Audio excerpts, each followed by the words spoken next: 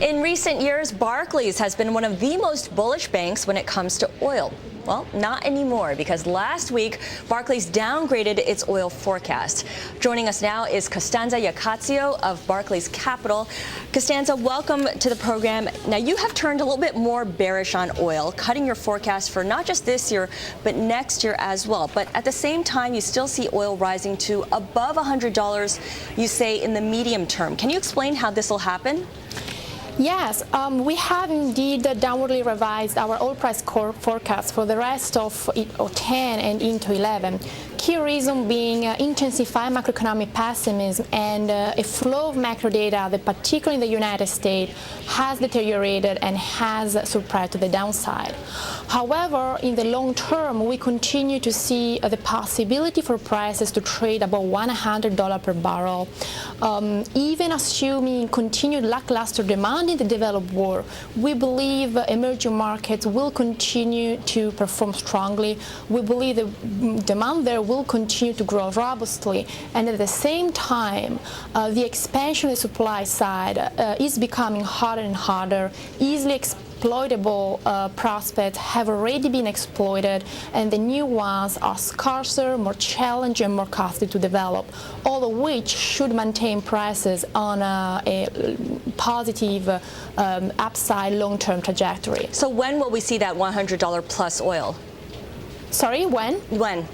Well, 2, 3, 4 years down the road, it's not an event of 2010, will not be an event most likely of 11. When we start to move into 2012, prints above $100 will be much more likely. Okay, now you were talking about poor macro sentiment for the downgrade in your oil forecast for this year and next year, but as we know, sentiment has been worsening for the last couple of months. What was the tipping point for you?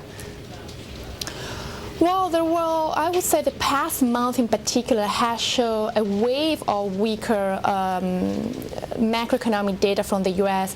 Barclays Capital itself has downgraded U.S. GDP growth number recently, and the reality that the U.S. data continue to have a magnifier role in setting all market sentiment. So despite a flow of macro data outside the U.S. that has remained pretty much on track with the Barclays Capital forecast, is a deterioration in the U.S. that has been, I would say, the tipping point for us. Okay. Oil currently down about 1% to $74.35 a barrel. Let's talk about the $70 level, because in your note you say that that is a floor for prices. Why is this threshold in particular so important? Yeah, I think prices will continue to trade in a $70, $80 range.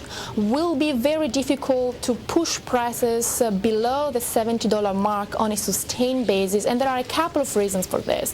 First of all, OPEC producers and key OPEC policymakers are committed to defend the prices in the $70 region, and on the top of it, the industry as a whole start to look quite dysfunctional at prices below 70, all of which should help to maintain prices below that level. Costanza, one quick question here. In this kind of environment, just how influential is OPEC, is the cartel? I mean, how much can they move the price of oil these days? By $1, by $5, based on what they say and what they do?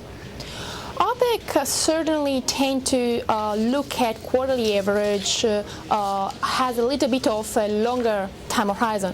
However, I would say that does remain incredibly influential given the very tight condition in the markets.